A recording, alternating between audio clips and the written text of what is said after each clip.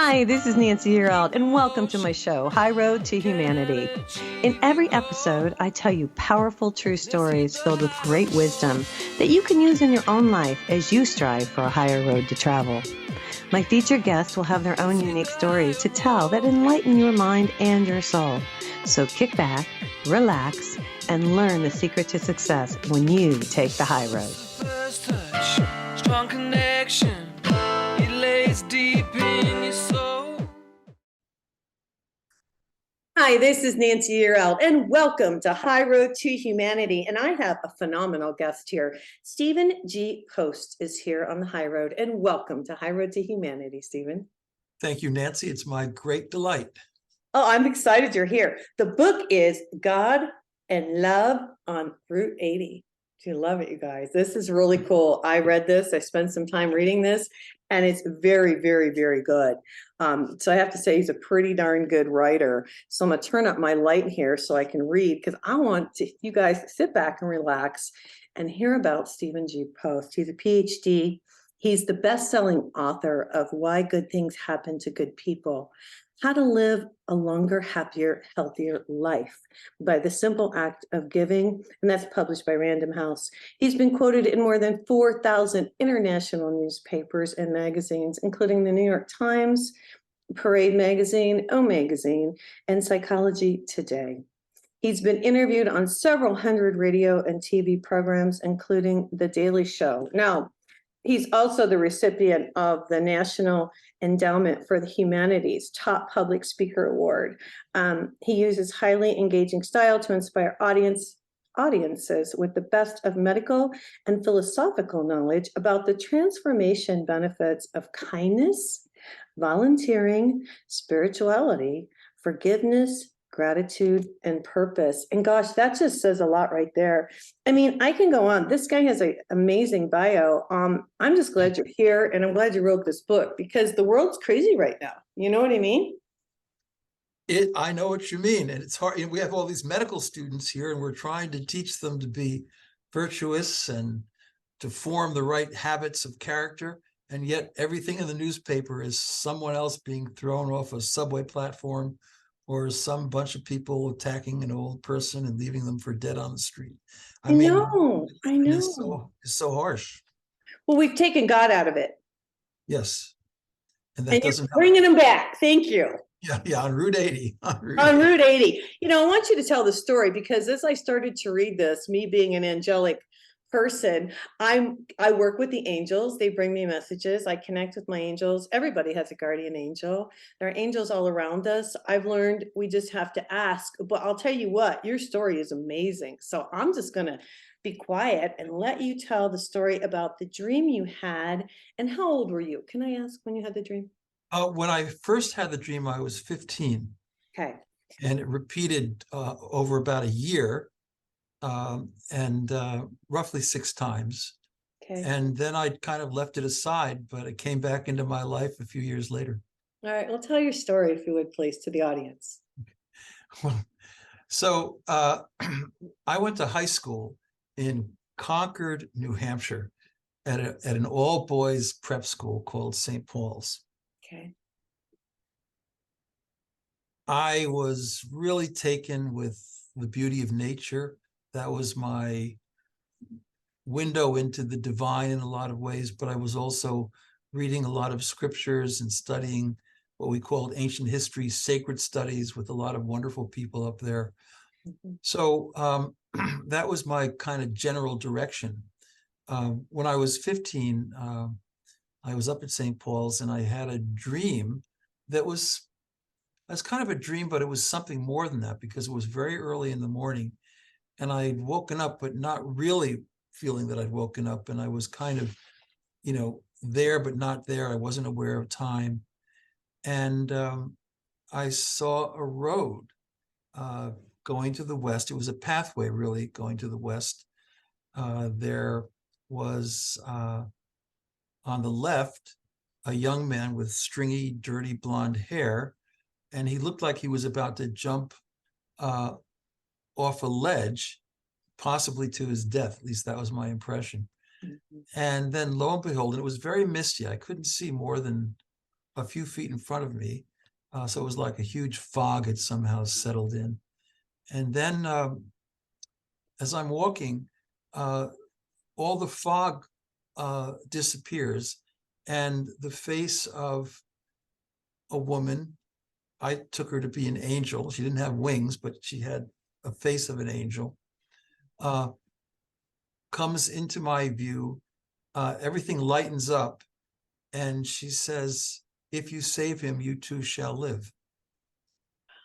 I had no idea what that meant, of course. Right. And that was the end of the dream. And that morning I went to my favorite wooden seat in the old chapel of St. Peter and St. Paul, and I prayed about it. Didn't get any particular insight, but I thought it was really very amazing that this had come breaking into my consciousness. And I would have just completely ignored it, but about a month later, I had the same dream again. And over a period of a year, I had the dream about 6 times. And I would bring it to my students in ancient history, sacred studies, because we sometimes did talk about dreams and spirituality. Yeah. And they didn't know whether to take it with a laugh or to take it more seriously. I had a wonderful teacher named Rod Wells, who was an Episcopal priest, who was very much taken in with Zen and Hinduism as well. And he took it seriously, and he even took me to Yale Divinity School Wow. a little just that year, just to give a talk in a class on adolescent spirituality with a professor named James Diddies. And Wow. interestingly enough, these students, they were MDiv students, they were kind of interested. They wanted, so what did this make you do? Did you do anything in response to it? I said, well, not particularly, but I did apply to Reed College in Portland, Oregon, which no kids from St. Paul's ever did, because I thought maybe I should go west. Yeah. And Why do you think you should go west? Can I ask that question? Well, because the road was going to the west. Okay, in the dream. I knew the road was going to the west. I knew Okay. it very powerfully, intuitively. So it Okay. was road to the west. All right. And so, we talked a bit. I talked about how I like to read Emerson, about the oversoul and the idea of one mind.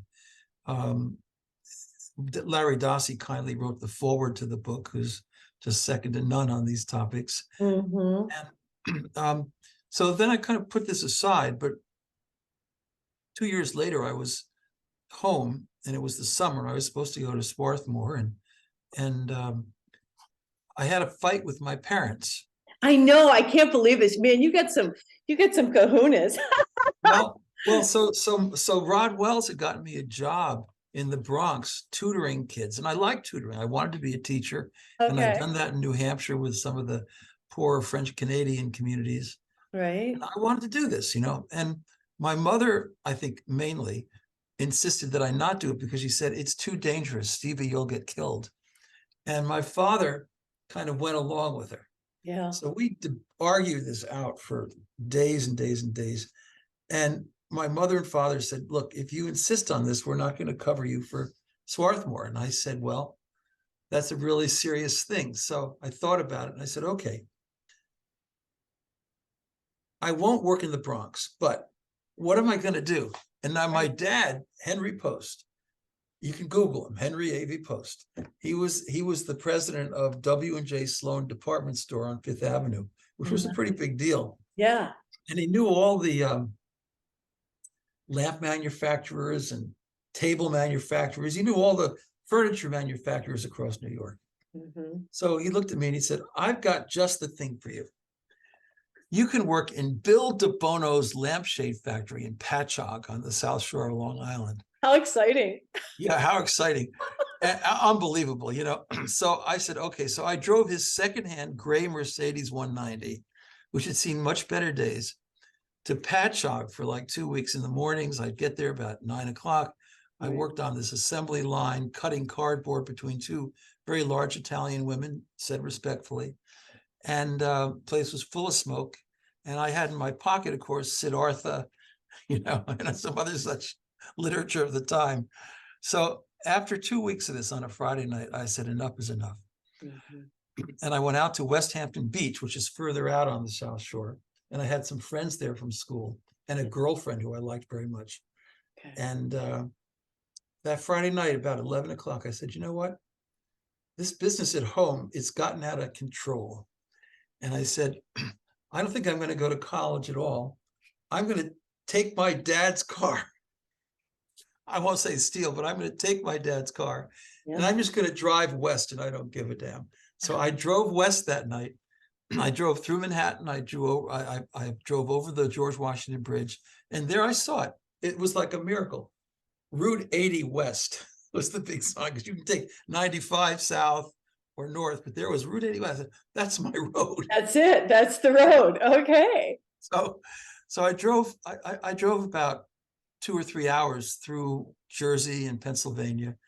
And then I was just about to turn around because I realized, if I go back now, my reputation could still be intact with my I know. I family. like how you said that. You don't want to go back now, because then that means you failed or something, right? Well, what happened was just as I was about to do a turn over the Midway, or I was shocked because the car completely died. It was so sudden. There was no light, there was no engine, and I just managed to get over on the right shoulder. This is by the Lewisburg exit. Yeah. And I thought at the time, this must be a sign that I really should go west, because somehow or another the universe broke this car just when I was about to betray my dream. You got a break. My gosh. Oh my gosh. All right, you guys. Well, listen, the book is called God and Love on Route 80. We're going to hear more. We're going to do the podcast today. You guys, if you want to listen to the podcast, you can hear it on Apple. You can hear it on Spotify. We're on TogiNet Radio, who produces the podcast. But we're on Binge TV today. And thanks for watching. I'm here today with Stephen G. Post. This is Nancy Yearout. This is High Road to Humanity. And we will be right back. Hi, this is Nancy Yearout, and this is High Road to Humanity, and I'm back here today with Stephen G. Post, who's written this fabulous book, and he's talking about God, he's talking about love. And in the beginning of the book, Larry Dossey, MD, writes the foreword, and I actually underlined a part of this that I wanted to share with the audience. So guys, sit back and relax for a minute. He says, above all, God and love on Route 80 indicates the kind of awareness that's required if we are to survive the challenges we face as a species. The awareness of our connectivity and unity with all else, the knowledge that our world is sacred, holy, and worth saving. He says, as novelist Alice Walker has said, anything we love can be saved, including ourselves, our children, generations yet unborn, and the environment itself. And when we sense our intrinsic unity with one another, we can upgrade the golden rule from its customary expression, do unto others as you would have them do unto you, to be kind to others because in some sense they are you. That's Larry. It's perfect. It's profound. Wow. So let's get back to your story. So here you are. You decide you're going to take Dad's, I love this, Dad's Mercedes, right? It was a Mercedes. And so you decide you're going to leave a note. What would you say? Well, it was a Mercedes 190. Again, it had seen some better days. Right. And it had broken down just when I was wanting to turn back. And I knew somehow, because of that I was supposed to go forward to the west. Okay. So it's about 5 a.m, couldn't see anything at all. It was dark. No one had cell phones in those days. Right. And I just took a piece of paper out of the glove compartment and I wrote a note that became folkloric in my family and somewhat notorious. To the Pennsylvania State Police, please return this car to Henry A.V. Post, 44 Davison Lane East, West Islip, New York, 516-669-5655, from his son, Stephen, who no longer works in the lampshade factory. I just wonder what did your parents, now, in retrospect, let me just ask. I mean, I'm sure Thanksgiving, it's always brought up, but are your parents still alive? No, they passed away, but we talked about this a lot. What'd they say? My father never quite got over it. But anyway, I had my guitar, classical guitarist, a good guitarist, and I had couple of books with me and some old clothes that for the weekend. I Right. just put my thumb out and this big truck came by, and I won't go into how all that unfolded, but I was in Chicago in 2 days. And then I was actually, I hitchhiked with a VW microbus full of hippie kids from Grant Park in Chicago out to San Francisco. And as far as my mother and father go, one of the girls in that van, she said to me, you should really call your mom. Right. So we got to Lincoln, Nebraska, and they had real telephone booths, in these stop areas back then. And I called collect. Oh gosh. And my mother picked up the phone and she said, "Oh my God, I'm glad you're alive." And I said, "Mom, I'm fine. Didn't you get my note?" What'd she say? And she said, quote, "Well, I'm glad we can call off the Pinkertons." And Oh. I said, "Mom, why did you call the Pinkertons?" So anyway, I said, "Mom, you should have let me work in the Bronx." And she said, "You're probably right. Where are you going?" I said, "I'm going out to Cousin George's in the Mission District of San Francisco," because he'd been a Green Beret for a couple of tours of duty. And he was a great guy. He was a Chapel Hill grad in Chinese studies. And I spent the summer out with George playing Villalobos and Granados in Spanish restaurants. And lo and behold, I drew a very, very bad draft number. So I called the people at Reed College and I said, "Look, I know you let me in, but I turned you down. I could really use a place to go to college right now because I don't want to go over there." And they said, "Okay, so come on up." So it's like the first week of September.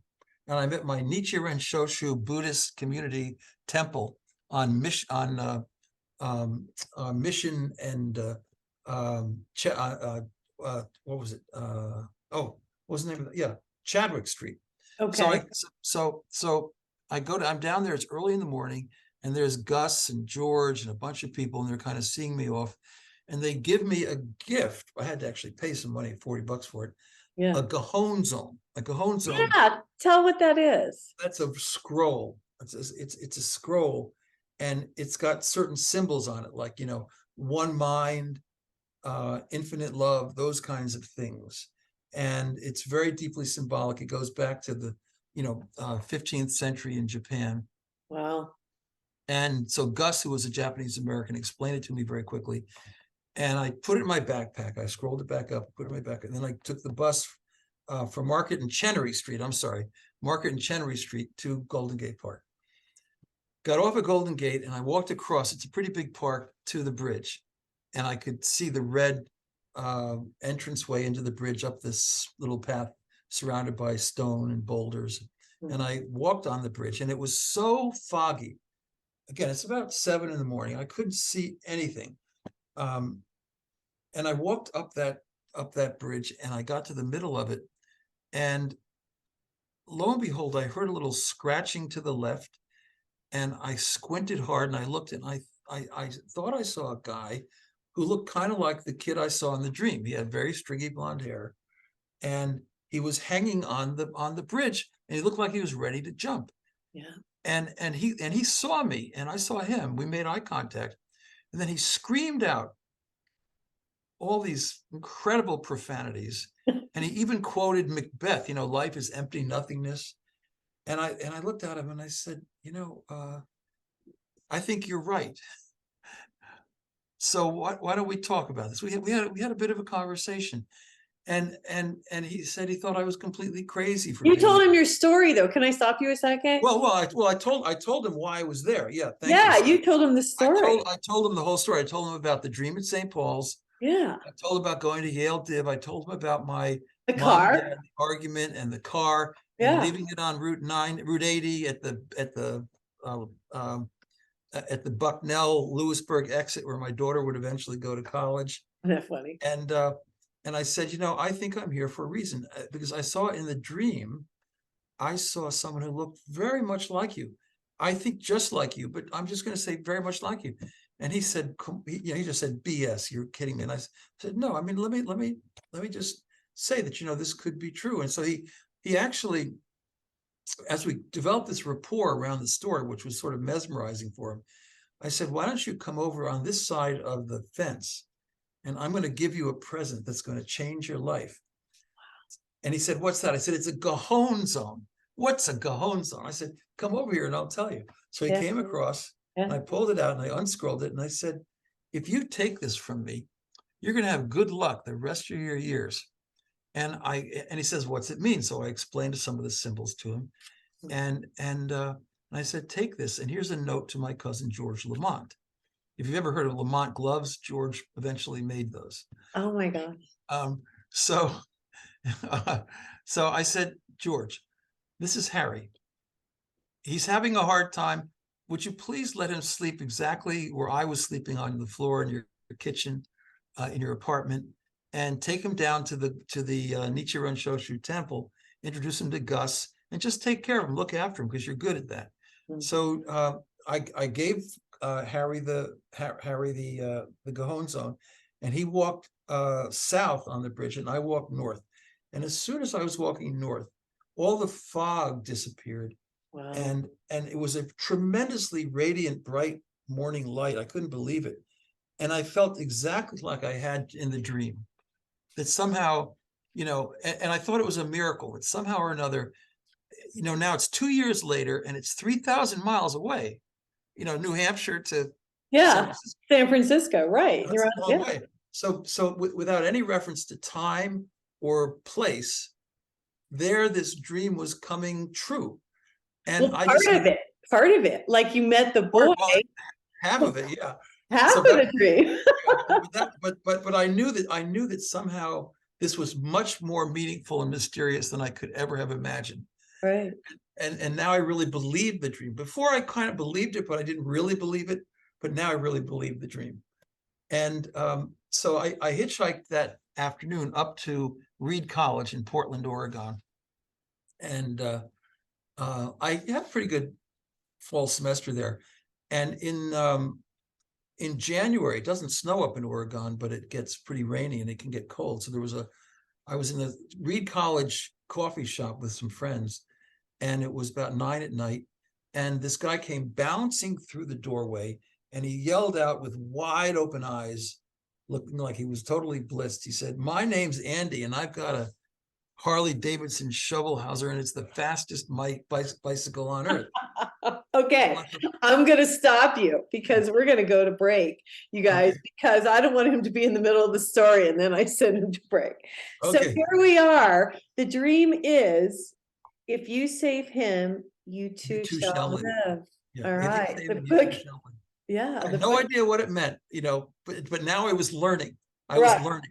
Right. All right. So God and Love on Route 80 with Stephen G. Post. This is Nancy Yearout. This is High Road to Humanity. We'll be right back.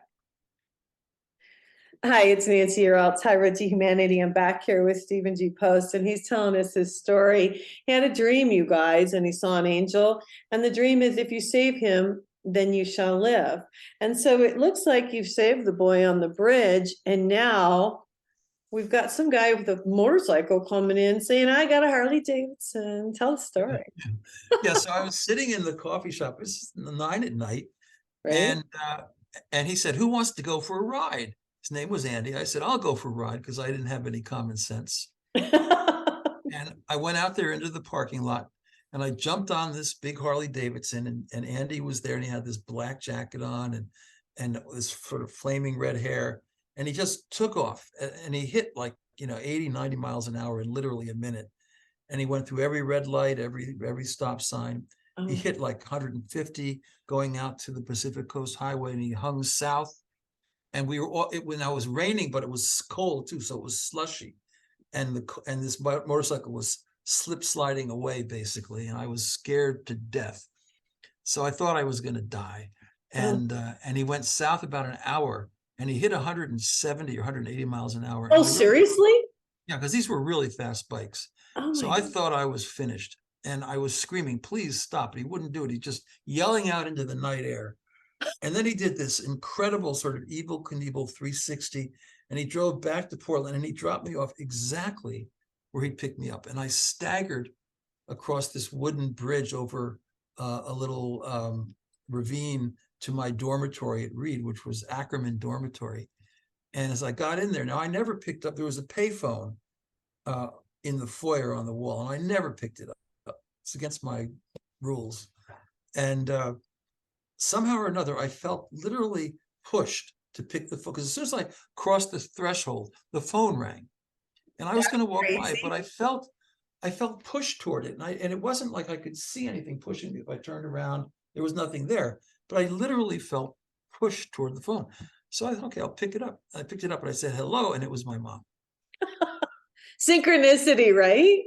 Absolutely. And my mom said, "Oh, thank God you're alive." And she said, "I was sleeping." Remember, now it's 1 a.m, and it's 11.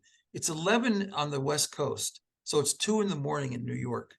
So she's woken up from this sleep, and she's had this terribly anxious feeling that she's losing her son. She's sweating. She's got a premonition that I'm dead. And she tells me about this. And I said, "Well, Mom, that was close, because I thought I was dead." Oh my God. And this is like when Sheldrake talks about morphic resonance, love can cross space and time. It's a mother's love, and it happens. Yeah. There's a long history of this. So Yeah. I said, "Mom, I'm okay, but I'm going to tell you." So I told her about the dream, about the motorcycle, and we got closer as on that basis. But then I realized, sort of later on, even later that night, that this was the fulfillment of the dream, that somehow the angel had said, "If you save him, you too shall live." Yeah. So I had saved Harry, Yeah. and now somehow or another, I lived through the most traumatic experience of my young life at that time. Yeah. And it was an exchange. Now, and you never heard from Harry again, did you? Well, Harry went to George's, and Okay. we never communicated again. But okay, so I'd had a girlfriend that summer on George's floor named Nancy. Oh, no way. Not you. She was dark haired. She was from Boston, I love it. and she was really mad at me for going up to read. But I felt I had to do that because I didn't want to go to Vietnam. So she and Harry formed a union, a couple. Oh, no way. Yeah, and Harry was from North Carolina, and he went back to North Carolina. And I never had his address, and I never knew where. But if he hears me talking about this or reads the book, I hope he gets in touch. I Oh, assume yeah. he's still alive, but and I don't know if they got married or not. No idea. But Oh, my. that's what happened. And George was a great guy. He was a tremendously talented counselor, and he helped a lot of people over there in Vietnam and in Laos. So he knew what he was doing. He knew exactly what he was doing. Well, you ended up getting your degree and you graduated and you moved forward. But in the midst of it all, I don't want to leave this part out. You went to a chapel and you saw Chagall's vision, the painter of the angels. And I really, this really touched me. And I wouldn't, if you don't mind, will you talk about that? And I don't know at what point, I can't remember exactly how it went, but if you wouldn't mind talking about that. Well, it was, it's the blue angel dream, because the angel was this wonderful blue, and it didn't have wings, but it was just this radiant blue, and spoke very peacefully and empathically to me. "If you save him, you too shall live." And so I eventually, believe it or not, I quit an NIH covered science program for a PhD in immunology at UPenn, because I still had this inclination to study world religions and theology. Right. So I went to the University of Chicago Divinity School, where Yeah. people like Mircea Eliade were, shamanism, Right. where just incredible scholars were there. And I got really into religious studies, and I eventually got a job at Fordham Marymount in philosophy and world religions. And my office mate, Gabe Gomez, asked me, "So how'd you get into this?" And I told him about the dream, about Blue Angel Dream. And he said, "You have to get out of here right now and walk around the pond and go to the Poconoco Hills area where the the Rockefellers had their homes, and go to Union Church there." And I went into Union Church, and there, the whole back wall of Union Church, but you can Google this in Peconico Hills. I know, I need to go. Because I'm such an angel person, I need to go see this, but go ahead. It's a big Chagall stained glass window called the Good Samaritan, and it's just filled with this blue angel. And I got so curious about Chagall, and he became my brother in a way, even though he was, of course, passed away. But I felt he understood what a blue angel could be in a person's life. So it turns out Chagall had run away, just like I'd run away. I know, isn't He'd this run away crazy? from this small city in Western Russia, and he'd gone to St. Petersburg. And he was 18 at the time. I was 17 when I ran away, and he lived on the streets, and he sketched people. His father had wanted him to work in a factory that pickled herring. His father had a factory. I mean, how was Chagall going to work in a pickle factory, in a herring factory? Give me a break. So he knew he had to go. Like I knew I had to leave Bill DeBono's lampshade factory. Yeah, same deal. Yeah, and so Chagall would do these sketches, but he never painted yet. He sleeps in an alley. He wrote this in a book called My Life, which he wrote about 10 years later, and you can pick it up on Amazon. Okay. And he's sleeping in the alley, and he's on a big mattress, and there's a huge guy who's like a construction worker next to him, sort of pushing him in against the wall. And Chagall is there, and he's kind of asleep, but he's kind of awake. And lo and behold, he has this incredible vision of a blue angel coming down into the alley, covering him with this love and kindness, and then it ascends. So the next day he goes out and he does his first painting. And it's of a blue angel, and it's called The Ascension. You can see it in the art history books. And it's the Ascension. And it's because it does have white wings, but it's a blue angel. Yeah. And even when he died, when Chagall died, all his blue windows are in the Art Institute in Chicago and all over the world. Right. But the day he died, he was in his studio outside of Paris, and he was painting a blue angel. And he said that blue was the color of love. Well, it is. Well, and I've done some research on the angels, of course, and I know a little bit. And I will just mention that Archangel Michael has always been shown to have tips of blue on his wings. And a lot of the angels also have tips of blue on their wings. And they talk about Archangel Michael's sword of truth is blue. Okay. So this color is definitely in line with everything I've ever learned about the angels. Okay. Yes. And know about the angels. Yeah. Yeah. So I got to actually, I got to give a lecture on Chagall up at Peconico Hills, like in 2014. It was amazing. There's a long story to this, but I identify more than most people do, I think, with Chagall, because I felt like somehow we were brothers under the skin, Yeah, well, no, you were connected. That was a connection. And it's interesting because you felt that, you were young and you just felt you needed to go and follow your path. And that's what you did. I mean, you weren't worried about you didn't have much money with you. When I you had $50. I had $50. Yeah. But the thing about it is that there was a pull. The dream, I didn't know what the dream really meant, but it was a pull. I was curious about it. But there was a big push, which was the incredible uproar at home. Yeah. Over not being able to tutor in the Bronx. So I had a push and a pull, and together those things. Now, by the way, when I was at Reed, I took a course on Alchemy 101 with Steve Jobs, who was a student at Reed. Oh, no way. Yeah, and we read the autobiography of a yogi together, incidentally. That's interesting. Okay. But he was a Reed kid, and he only stayed there for about a year. But interestingly enough, we were able to talk about the Blue Angel Dream. I love that. All right, you guys, we have one more segment here today with Stephen G. Post. The book is God and Love on Route 80. Hey, if people want to find you, can they get in touch with you? Do you have a website? Yeah, it's Stephen with a PH, StephenGPost.com. And my Gmail is StephenGPost@gmail.com. That's fabulous. All right, this is Nancy Yearout. This is High Road to Humanity, and we will be right back. It's Nancy Yearout. This is High Road to Humanity. I'm here today with Stephen G. Post. He's been so gracious to tell us his story and his new book. Well, actually, it's not new. How long has this been out? A little bit, huh? About a couple of years. Yeah, God in Love on Route 80, and I really enjoyed it. I have to tell you, it was very well written, and the story, and there's much more to it. It's quite a lengthy book than what we're telling you today.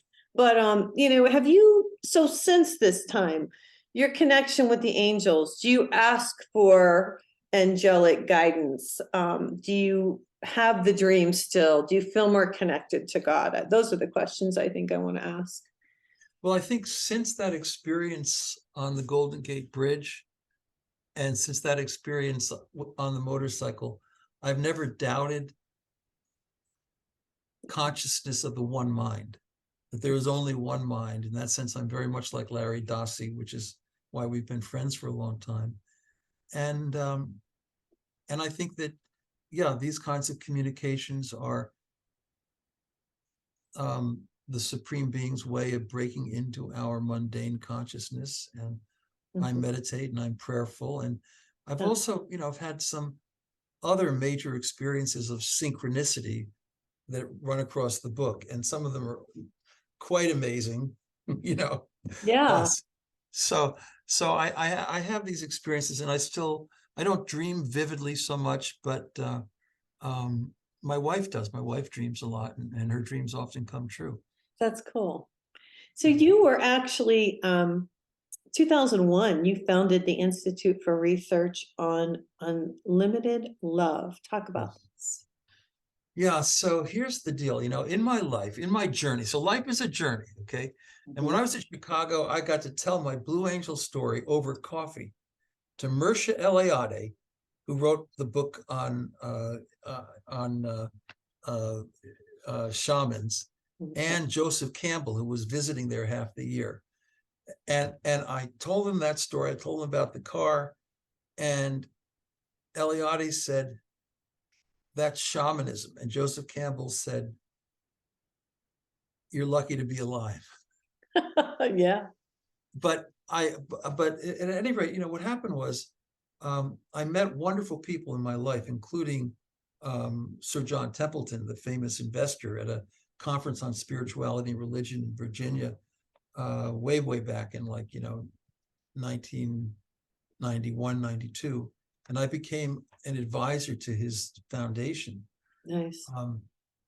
So I'm in my office at the medical school of Case Western Reserve University, where I'm doing a lot of research on dementia and so forth. Lo and behold, I get a fax from Sir John. He's down in Lyford Cay in Nassau. And it says, "Stephen, we need to start an institute to study the greatest human asset, but the greatest asset in the universe, which is love." And I responded, "In fact, Sir John, that's a great idea, to bring all these great scientific methods to study this.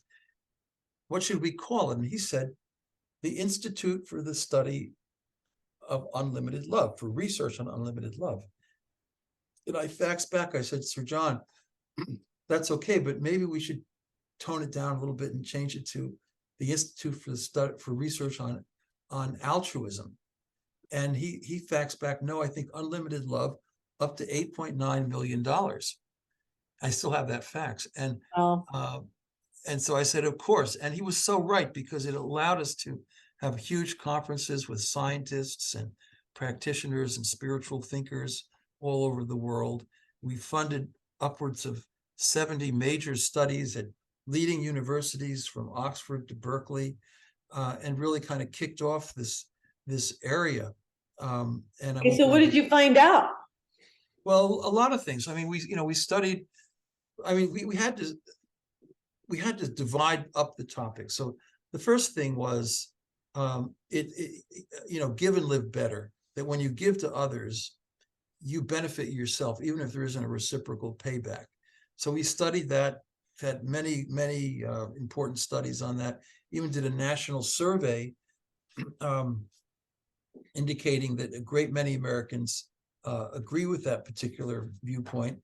And when they give, they feel more resilient, they feel happier, they feel more uplifted. So I wrote the book, Why Good Things Happen to Good People, How to Live a Happier, Healthier, Longer Life Through the Simple Act of Giving, with Nancy I'm sorry, with Jill Nymark, who's a very popular science writer in like Discovery and Scientific American.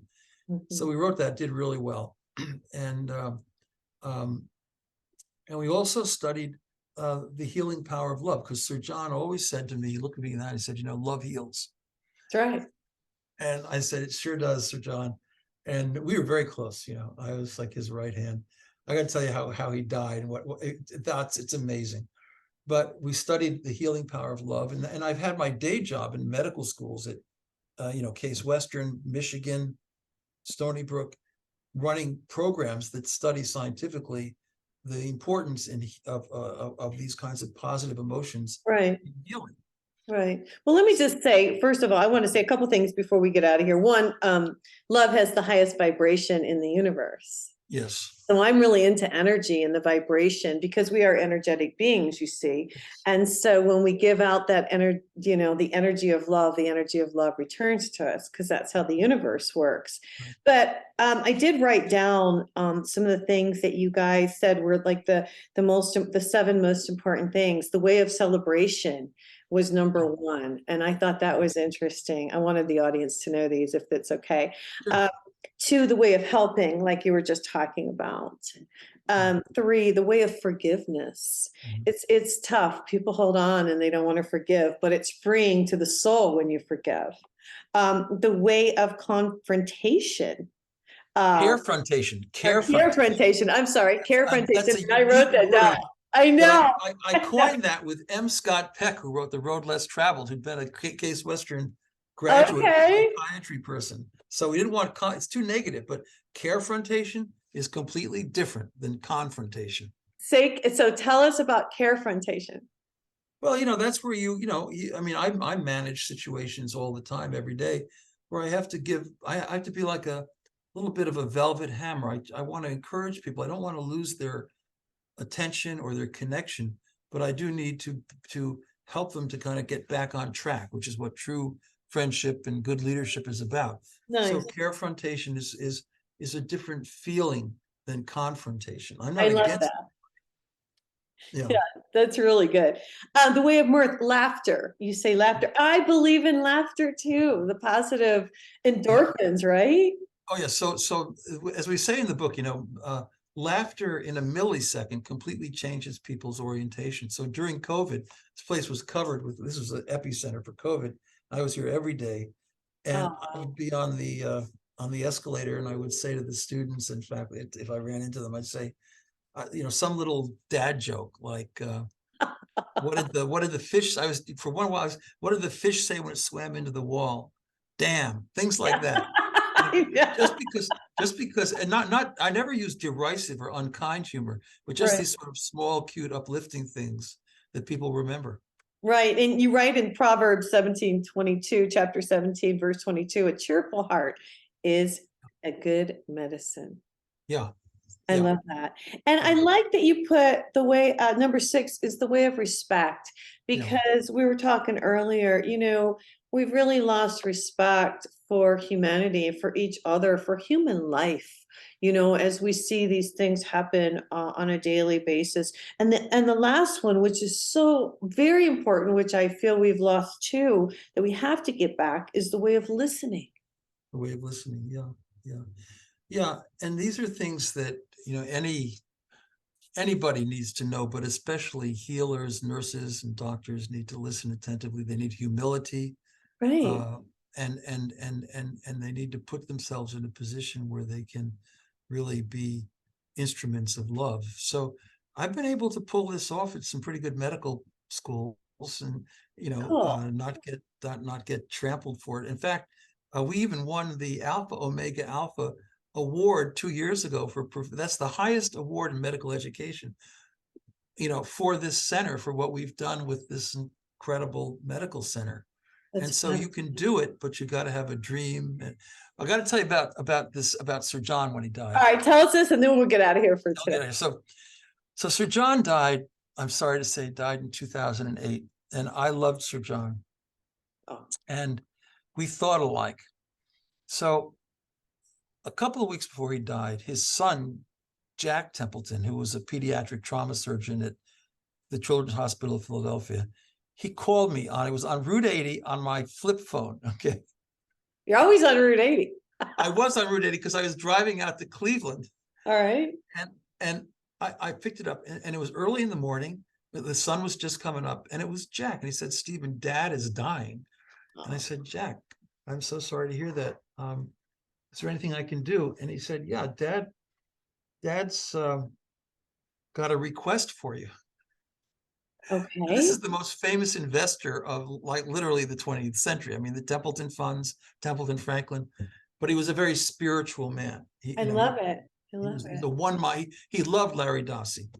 So I said, what did he ask? And Jack said, well, Dad would like to write one more book, but he doesn't have time to do it, and he'd like you to do it for him. I said, oh my God, okay. Well, that's a little bit daunting, but Yeah. if he wants me to do it, maybe I'll consider it. Did he give you a title? And Jack said, yeah, Ultimate Reality is Unlimited Love.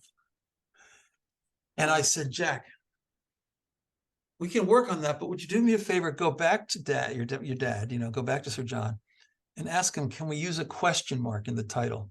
So Jack came back about 3 minutes later and he said, yeah. Dad says, is Ultimate Reality Unlimited Love question mark?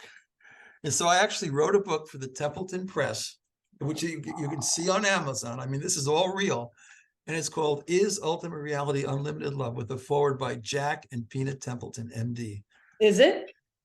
Yeah. I love it. I agree. It's all about Sir John and how he was, he was a Wall Street guy. He was a Yale graduate. He was a Presbyterian, but in his heart, he was into this one mind mysticism. And they called him the Tennessee Mystic at times for that reason. So this book's full of Sir John. I love it. God, Stephen, I'm so glad you came on. You're going to have to come back. Well, if you wish, I'd be happy to. It's been fun talking with you. It's been fun talking to you too. I love it. Anytime anybody wants to talk about God, I'm into it. And love and compassion and connection. So I'm so glad you came on today. The book is God and Love on Route 80. I recommend it highly. It's by Stephen G. Post. You guys, we got to get out of here for today. But Stephen, thanks again. Yeah, and thanks for the dream, Angel. All right, you guys, this is Nancy. You're out. This is High Road to Humanity. And we'll see you next time. Everybody take care and God bless. Please join me next time on the High Road with stories full of love and hope for our future. You can find High Road to Humanity on TogiNet Radio, Spotify, Apple Podcasts, and now watch The High Road on Binge TV networks. My channel is High Road to Humanity. Have a blessed week, and know by staying on the high road, you will make it to your destination. For a psychic empath reading, visit my website, nancyyearout.com, to book your date and time with me. I will deliver your messages from the angels, and God bless.